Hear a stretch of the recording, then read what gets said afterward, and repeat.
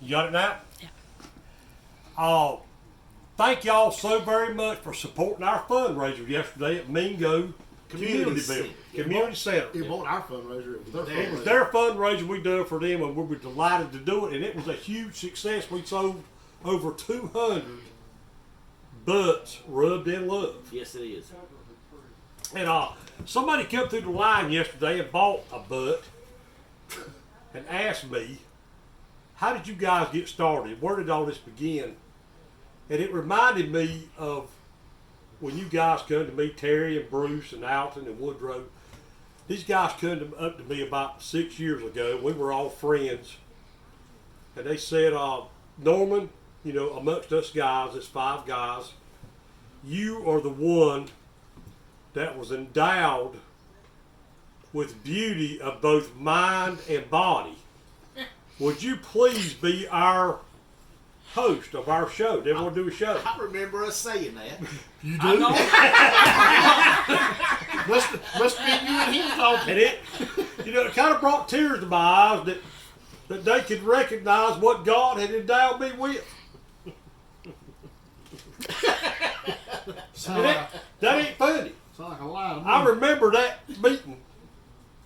Must have been you and Terry.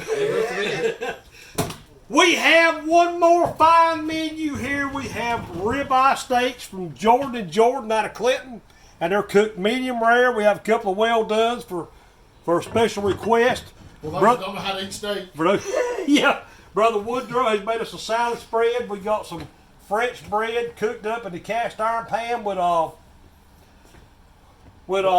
butter and garlic. And we have baked potatoes. What I've done with them is I poured some oil on them and garlic and baked them with the charcoal. And then I've got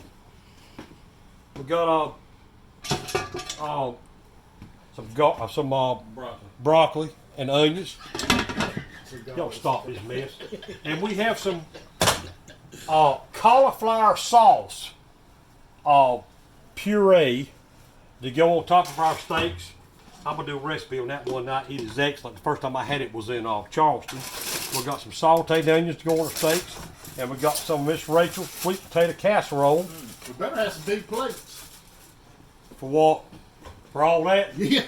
We got big plates and big appetites. And Brother Woodrow has got something big, I'm sure, to enlighten us with here this evening. Yeah, I sure do. Yeah, I was in a restaurant. I went in a restaurant the other night to have supper, and the lady at the door, she took me and sat me down, and she says, she probably had to. she says, your waiter will be on you with you in a minute. Well, several minutes passed, and she came back by, and I discovered right then that I was the waiter. You were the waiter. Yeah. Because he'd been waiting. Was he been waiting? Well, now wouldn't that make him The waiting? the waitee and not the waiter? How would you define that? He was the waitee. Explain that to us, Woodrow. I don't know. I would agree with you, except everything that goes together has got a male and a female in. Electrical outlet, you got a male and a female. The male goes, this is G-rated now, the male goes into female. Any kind of plumbing, PVC, whatever, you got a male and a female. That's right. Till Reese come out with the hitches on these pickups, a Reese hitch.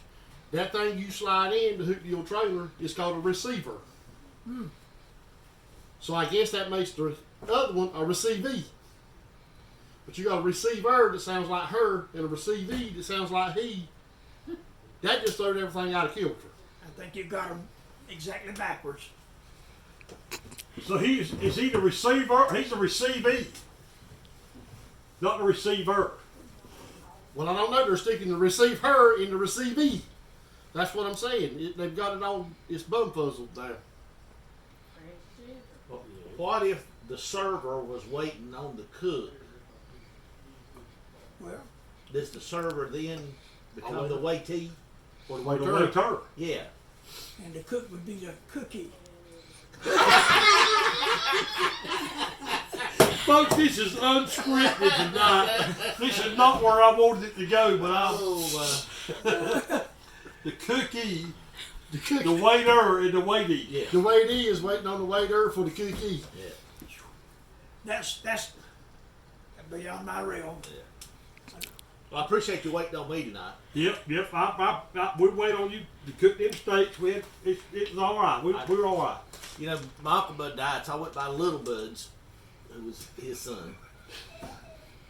Little Bud, How many times Uncle Bud gonna die? he died. I'm just telling you, he had died. That's why I'm going to check on Little Bud. Okay. Now, not Uncle He didn't Bud. just die. No. Oh, He's been dead a few weeks. Yeah. And Little Bud lives a simple life. I've always loved the way frame house that he inherited from his granddaddy. Clara don't even drive. They got an old pickup. They go back and forth on. So one day last week they were didn't go all the way to town, just went to the dollar store. So he was there in the pickup. It's no power windows, no power locks, just sitting there letting it run. He's sitting in the truck while she goes into the dollar store because he's afraid the alternator would knock off. All of a sudden, the passenger door opens up, the man jumps in there and puts a pistol right in his side. Man looks right at him and said, "Your life or your money?" He looks at the man, he said, "I'm married, been married for 43 years. I don't have a life or anybody's." The poor old guy with the gun looked at him and started tearing up. They hugged there for a few minutes, and I think they're going out and the lunch together tomorrow. My sister thought that was funny, right? Who's shaking her name? Folks, we do appreciate y'all coming out and supporting our fundraisers. We love you, God loves you, and we're fixing to eat.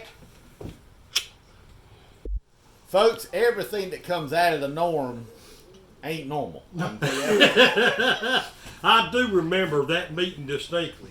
I know. When y'all were chosen, y'all were chosen. I was chosen To be our leader. to be I our. think that was the whole problem. He was the only one at the meeting, and he chose to be the leader. Thank y'all again for watching our videos. The many fine words and comments and likes, and we'll see y'all next time.